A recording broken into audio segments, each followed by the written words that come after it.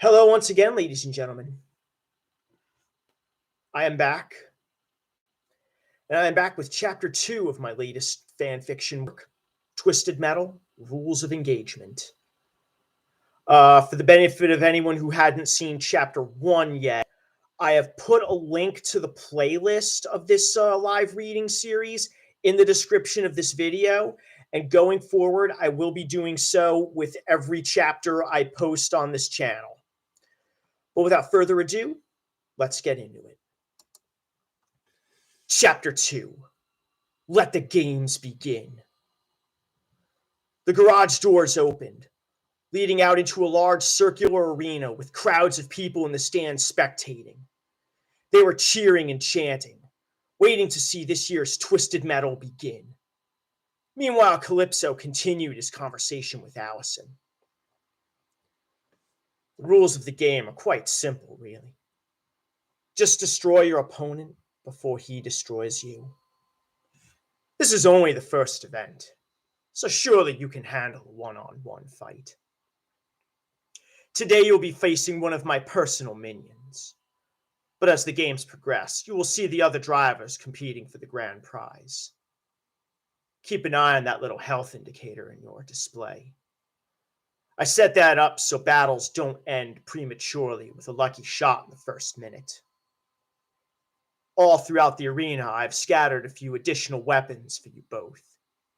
Make sure you pick them up. You certainly don't want to be caught unarmed.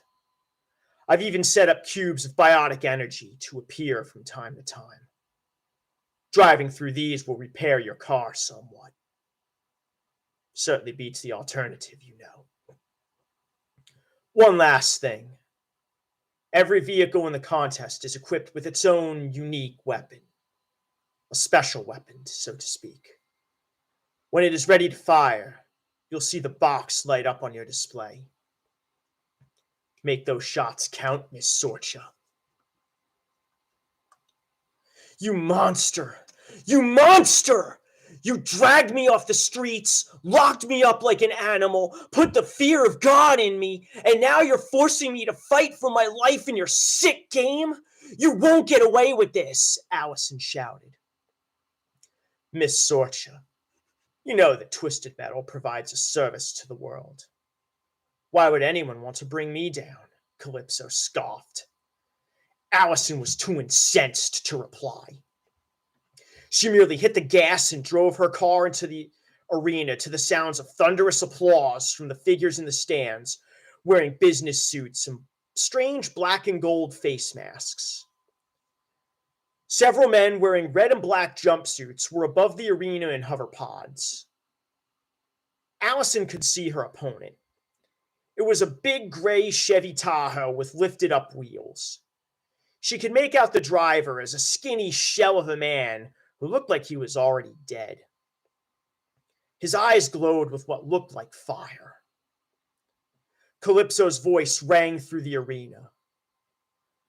Ladies and gentlemen, welcome back to Twisted Metal. I have gathered a number of the bravest, craziest, and most deranged drivers from all over to compete in my yearly dance of death for a chance at the ultimate prize. To the winner, I grant a single wish, anything your heart could possibly desire. The losers, however, suffer a much worse fate. Many will die, some will survive, but none will ever be the same. This event kicks off the competition. Our contestant comes to us from Hartselle, Alabama. This is Allison Sorcha, driver of Crimson Fury. The crowds cheered and Allison begrudgingly recognized them by waving. Calypso continued his introduction. Her opponent in this first event is the vehicle Invictus. This model is currently driven by one of my minions, but should our little Southern Belle survive this round, she might actually encounter the actual driver in battle later on. Good luck, Allison. And let the games begin. Allison cringed in fear and gripped the steering wheel. Bright lights began blinking all over the arena. They first blinked red. Next, the lights blinked yellow. Finally, the lights turned green. Invictus spun its tires and began approaching Allison. Twisted Metal was underway. Realizing she was not going to survive a head-on encounter with a large SUV, Allison accelerated away and followed along the side of the arena walls. Her car being much faster and maneuverable, Invictus fired a rocket that struck a glancing blow along Allison's rear tire. She shook from the blast and drove toward the center of the arena. Along the way, she passed by a buoy containing a few extra rockets. These were colored purple and marked High Tracking Homing Missile. She loaded the missiles into the launcher and readied the missile arm located on the passenger door. Okay, you son of a bitch. If this is what you want, this is what you're gonna get, Allison said. She took a position in the center of the arena and lined up a shot at Invictus. She fired off her 2 homing missiles in rapid succession. It both hit their mark, and Invictus swerved out of control for a moment. This allowed Allison to grab that MP5 from the passenger seat, stick her arm out the window, and fire a volley of bullets into Invictus's side. The driver of Invictus regained control and fired what appeared to be a long metal javelin from in between its tires. The javelin hit the ground near Crimson Fury's driver's side. Allison could see that it was wired with a bomb. A few seconds later, the bomb exploded. Allison's driver's side door was damaged, and she had some scratches and burns on her face. She looked at the condition indicator, and it read 64%. Invictus then fired a volley of bullets from its pair of mounted guns on its hood. A few hit Crimson Fury in the hood, causing some smoke to come from the engine. Allison retaliated by firing another missile into Invictus's front grille. She then drove off to collect a few more weapons. The crowd was buzzing with excitement at seeing such a match. Invictus drove around a few concrete barriers and picked up a few more missiles. Allison did the same. As both drivers' eyes eyed the center of the arena for another exchange, Allison noticed the button blinking on her center console. It read, "Special Weapon Available." She began her approach, and once Invictus was closer, she pressed the button. The result was a flurry of plasma bolts fired from the headlights. The blast caught Invictus's tires and front grille. Its hood was severely damaged. The driver was struggling to get the truck turned around. Invictus fired off another explosive-tipped javelin. This one bounced off the passenger side door. It damaged the mirror, but the explosion only caused minor damage. "See how you like this?" Allison screamed as she loaded another rocket. This one was bright red and yellow and labeled Power Missile, High Explosive. Once the launcher was ready, she pressed the fire button. The missile fired, and upon impact, Invictus exploded, sending the driver flying a good 20 feet away. One of the men in the hoverpods pointed to Crimson Fury 3 times and raised a finger in the air as if to declare her the winner.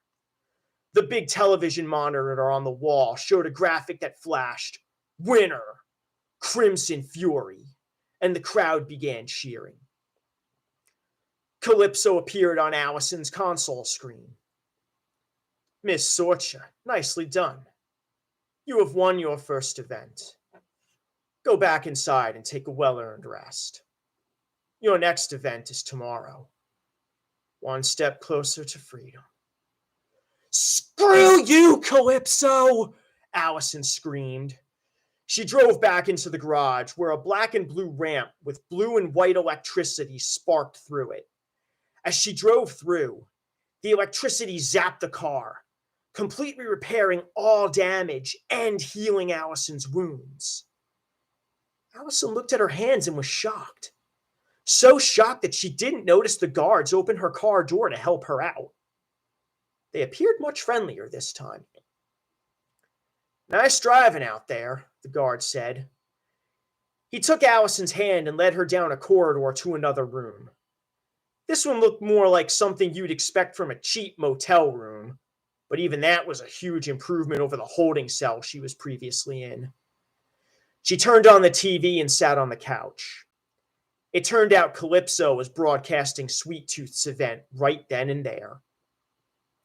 He was in Dallas fighting off 3 minion drivers. One was a minion version of Crimson Fury. One was a minion of another driver named Martin Kowalski. He drove Horizon, a hot-rodded out Honda Civic. The third was a big blue Lexus LS500 named Revenant. Although this version was also driven by a Calypso minion, Allison couldn't help but notice that car. She had seen it before. Sweet Tooth fired a flaming clown head at Revenant, destroying it. As Needles Kane reveled in his victory, he began shouting, "See that, Goldman? That's what you got coming to you! You and the blonde girl! I'll gut you both!" Goldman? Goldman! Allison exclaimed. She immediately realized it. Needles was referring to Daniel Goldman. Allison reached for a tissue box and began crying tears of both pain and hope. She then dropped to her knees and prayed, Lord Almighty, I know you can hear me. Please help me. Please tell me that Daniel has entered this infernal contest to rescue me. Please, Lord."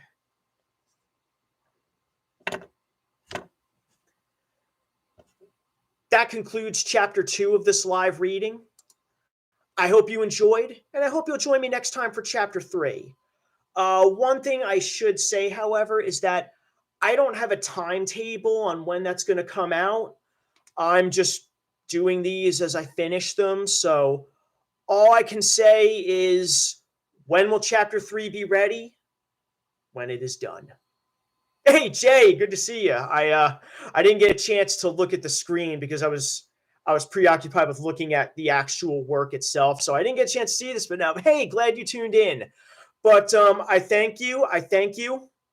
And until next time, this is Dan, checking out.